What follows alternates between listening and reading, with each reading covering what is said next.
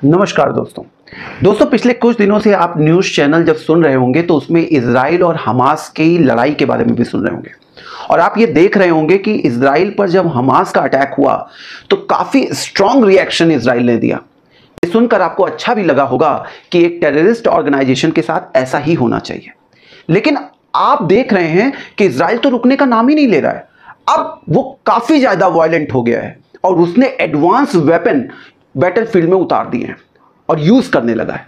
और आज की डेट में आपके मन में भी ये क्वेश्चन आता होगा कि आखिर इतना स्ट्रांग रिएक्शन क्यों कि अब कॉमन पीपल तक उसकी आग पहुंच गई है।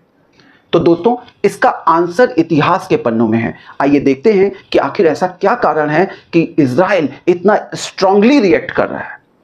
उससे पहले ये जान लीजिए कि इजराइल में जो मेन कम्युनिटी रहती है उसे हम बोलते हैं यहूदी, ज्यूस। तो आइए देखते हैं।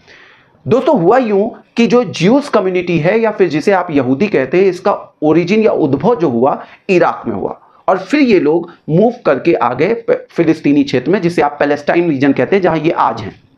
जब ये वहां पर आए तो सब कुछ बेहतर चल रहा था। इनमें दो चीजें काफी इंपॉर्टेंट है। पहला, ये मोनोथिस्ट थे, एक ईश्वर को मानते थे, और दूसरी, इनमें आइडल वर्शिप नहीं थी। तो सब कुछ बढ़िया चल रहा था। लेकिन तभी रोमन एम्पायर का इन पर अटैक हुआ वेस्ट एशिया में और उसने इन लोगों को अपने कंट्रोल में ले लिया। अब रोमन एम्पायर ये एक यूरोप का एम्पायर था। अब जब इसने इनको अपने कंट्रोल में लिया तो उसने इनको मजबूर किया कि वो इनकी रोमन राजाओं की मूर्ति बनाएं और उनकी पूजा करें, जो कि इनके धर्म के बिल्कुल खिलाफ था। तो इन लोगों ने मना किया तो जमकर एक्सप्लॉयटेशन इनका हुआ, इनका शोषण जमकर हुआ यहूदियों का। और वहीं से इनके शोषण की कहानी, इनके एक्सप्लॉयटेशन की कहानी शुरू होती है। अब जब शोषण हो रहा था तो यहूदी दो हिस्सों में बंट गए।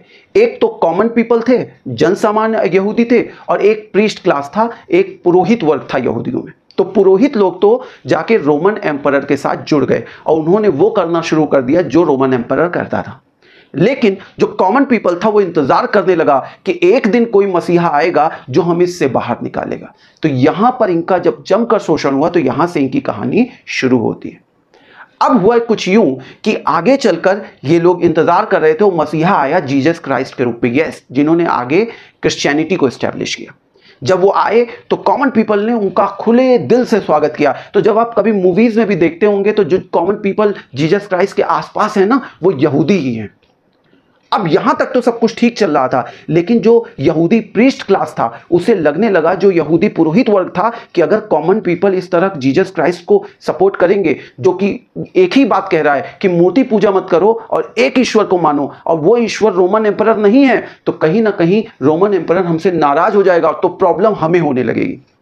तो यहूदी प्रीस्ट क्लास ने क्या किया, जीसस क्राइस्ट को पकड़ा और ले जाके एक रोमन गवर्नर हुआ करता था, पेलॉन्टियस मिलेट, जूडिया का गवर्नर था, उसके सामने खड़ा कर दिया और कहा ये लोगों को भड़का रहे हैं। तो उसने इनको सूली पर लटका दिया। तो जो आप पिक्चर देखते होगे या जीसस क्राइस्ट को जो सूली पर लटका हुआ देखते होगे, वो उसके पीछे की कहानी ये है।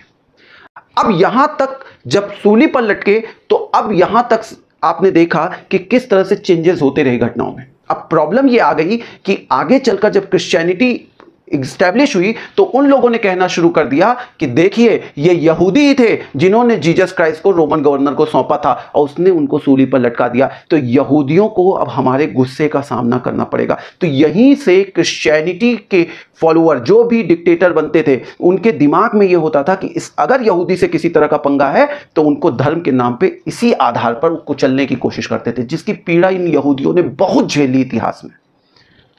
आगे चल के आप एक नाम सुनते होंगे, हिटलर।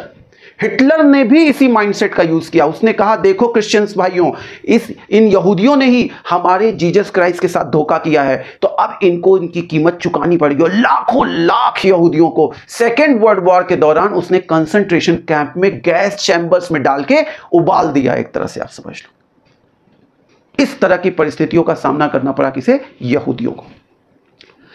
अब बात आती है क्या पूरा जो ये मैटर है रिलीजियस ही है? नहीं, इसमें इकोनॉमिक फैक्टर भी जुड़ा हुआ है। एक्चुअली ये जो यहूदी कौम है ना, ये काफी प्रोग्रेसिव इन नेचर है, प्रोग्रेसिव माइंडसेट है इनका। तो जिस भी रीजन में, जैसे इनका कोई कंट्री तो था नहीं, तो भाग गए वहां से, चारों तरफ फैले हुए थे, अपनी लैंड भी इनके हाथ से चली गई। एंशियंट पीरियड में ही। तो दुनिया में अलग अलग देशों में फैले थे। का इतना प्रोग्रेसिव माइंडसेट था कि वो वहां के जो टॉप बिजनेसमैन थे उसको हटा देते थे और खुद उनकी जगह ले लेते थे। तो हर जगह ये रिएक्शन दिखता रहा। तो किसी भी कंट्री में रहते थे वो एक तो पुरानी वो रिलीजियस माइंडसेट को यूज करते थे और चाहते थे कि इनको वहां से भगा दिया जाए। अपनी गवर्नमेंट पे इस बात का जोर देते थे कि इनको बाहर करो।